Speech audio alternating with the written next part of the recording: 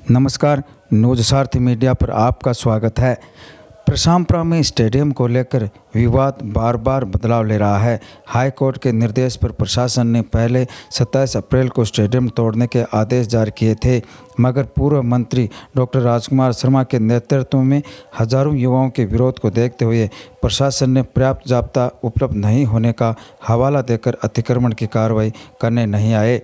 अब एक बार फिर प्रशासन ने 13 मई को अतिक्रमण हटाने के आदेश जारी किए हैं।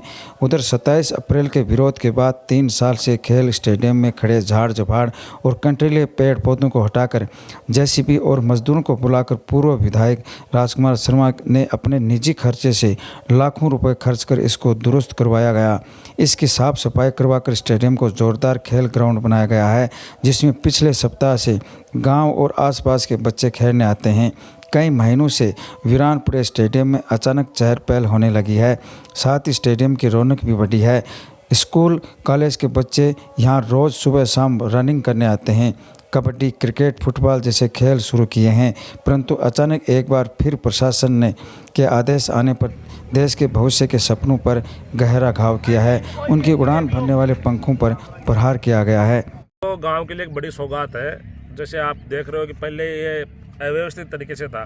अब 27 तारीख को जो आंदोलन उसके बाद में यहाँ साफ़ सफाई हुई है। उसके बाद में जैसे आज बच्चे खेलने आए हैं, तो जब बच्चों को पता चला कि स्टेडियम में एक अच्छी लोकेशन सेट हो गई है, यहाँ क्रिकेट का मैदान पिच तैयार कर रहे हैं बच्चों के लिए, तो ये तो हमारे गांव के लिए एक सौभाग्य की बात है। और ये जो बच्चे हैं, ये छोटे छोटे जो नन्हे बच्चे आज खेल रहे हैं, कल को और भी बच्चे आएंगे। तो अभी तो क्रिकेट के पिच तैयार, और उसके बाद में यहाँ पे एक दूब वूब लगा के और फुटबॉल का ग्राउंड और तैयार करेंगे। तो ये तो क्या हमारे गांव के लिए एक बहुत ही अच्छी मैसेज है कि आज तो गांव के लिए बच्चे आए हैं, कल आसपास के गांव के भी खेलने आएंगे। आसपास के गांव के तो 2 जिलों के मध्य का मामला है। यहाँ तो ये जरूरी नहीं कि गांव के खेलेंगे, 2 जिलों सिक्कर दोनों जिलों से बच्चे आएंगे खेलने के लिए यहाँ पे। तो ये तो क्या हमारे लिए एक स्टेडियम नहीं है, ये कोई गाँव के मान सम्मान है। और ये स्टेडियम क्या है कि जैसे बच्चे अगर खेलेंगे, तो जैसे हरियाणा में जा रहे हैं स्पोर्ट्स में बच्चे, कोई रेसलिंग में जा रहा है, कोई क्रिकेट में जा रहा है, कोई कबड्डी में जा रहा है, कोई जेवलिन थ्रो में जा रहा है, वो मेडल लेके आ रहे हैं, सरकारी नौकरियों में जा रहे हैं। तो यहाँ पे कम से कम बच्चों का आजकल क्या मानसिक विकास तो सबसे बड़ी खिलाड़ियों का उत्साहवर्धन नहीं होना है, सरकार की उदासीनता है। अब सरकार के जैसे क्रिकेट की टीम में तो बाहर अदर स्टेट के लड़के आके और राजस्थान की टीम में खेल रहे हैं। अब यहाँ पे कबड्डी के लिए मानो या रेसलिंग के लिए मानो, तो ना तो सरकार पर्याप्त व्यवस्था कर पा रही है। सरकारी जो फंड आता है वो सरकारी खुर्द-बुर्द कर देती है, बड़े अधिकारी खुर्द-बुर्द करते हैं, कुछ नेता मंत्री खा जाते हैं। अब जब ऐसे, और दूसरे जब एक ऐसा स्टेडियम बन के एक सौगात तैयार हुई कि हाँ भविष्य बच्चों का है, तो इस पर सरकार ने तोड़ने का आदेश दे दिया हाई कोर्ट ने।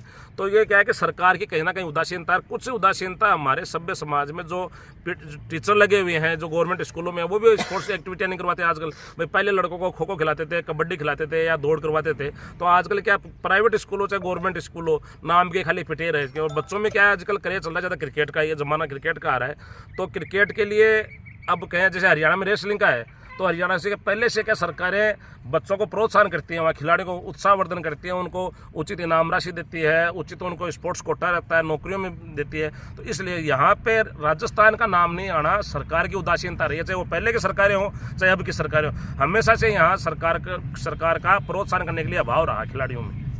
उनको न तो उनको खर्चा मिलता है, न को प्लेटफार्म मिलता है। प्लेटफार्म जैसे जयपुर में आज SMS स्टेडियम है, लेकिन वहाँ भी जो खिलाड़ी कर रहे हैं वो खुद के खर्चे से प्रैक्टिस कर रहे हैं। अब यहाँ पे तो ट्रेनर भी नहीं है। ट्रेनर तो अजीब नाम के ट्रेनर है, कागजों में ट्रेनर है ही, लेकिन धरातल पे कोई ट्रेनर नहीं है, ना कोई यथासंभव मदद कर पा रहे हैं उनकी, ना कोई खर्चा दे रहे हैं। या अब एक स्पोर्ट्समैन को तैयार होने में एक घर की पूरी गाड़ी कमाई लग जाती है, तब जाके एक स्पोर्ट्समैन तैयार होता है। लेकिन ये तो क्या है, उदासीनता का भाव है। और वरना गाँव से अब स्टेडियम के दोनों तरफ सड़कें हैं, बड़ा सुकून हो रहा है। बच्चे आज आए हैं और बहुत ही अच्छा लग रहा है, कल और भी बच्चे बढ़ेंगे। सर देखो मेरी सुनो, अभी हमारे गुड्डा का एक लाल मुकुल चौधरी, वो आज IPL खेल रहा है लखनऊ सुपर जायंट से।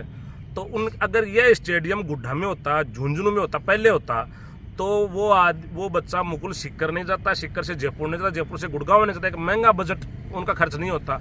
अगर गांव स्तर पर या तहसील स्तर पर या जिला हेडक्वार्टर पे अच्छे ट्रेनर होंगे, अच्छी उनको सुविधाएं मिलेगी, अगर उनका कोई भाई स्पोर्ट्स का जो खर्चा आता है वो पूरा अगर खर्च करेंगे बच्चों में तो बच्चे बढ़ेंगे, क्यों नहीं बढ़ेंगे। आज मुकुल चौधरी गए, वो तो खुद के खर्चे से गए, लेकिन एक बड़ा नाम यहाँ छोटे बच्चों में उत्साह, उसको लोग देखते हैं, छोटे बच्चे देखते हैं कि मुकुल हमारे गाँव पड़ोसी गाँव गुड्डा का, तो कल हम भी जाएंगे IPL में जाएंगे, कोई कर हम इंडिया टीम में जाएंगे। तो ये तो क्या सरकार की उदासीनता है। स्टेडियम तैयार हुआ है, बहुत ही अच्छा लगा है, गांव के बच्चों के लिए बहुत ही अच्छा काम किया है। पहले तो इसमें झाड़ झपाट 2-3 साल से खड़ा था, अब इसको क्लियर कर दिया गया है और आज चहल पहल भी बढ़ी है बच्चों की। बिल्कुल बढ़ी है, चहल पहल भी बढ़ी है। ये अभी तो शुरुआत है, आगे आगे देखते जाओ क्या क्या होता है। बहुत भीड़ होगी खेलने के लिए और बहुत ही सुंदर और सुशील ग्राउंड है ये। आज खेल रहा है यहाँ? हाँ, क्या खेल रहा है? क्रिकेट स्टेडियम पहले तैयार नहीं था क्या ये? ना। आज तैयार हो गया? किसने बनाए? डॉक्टर राजकुमार सर।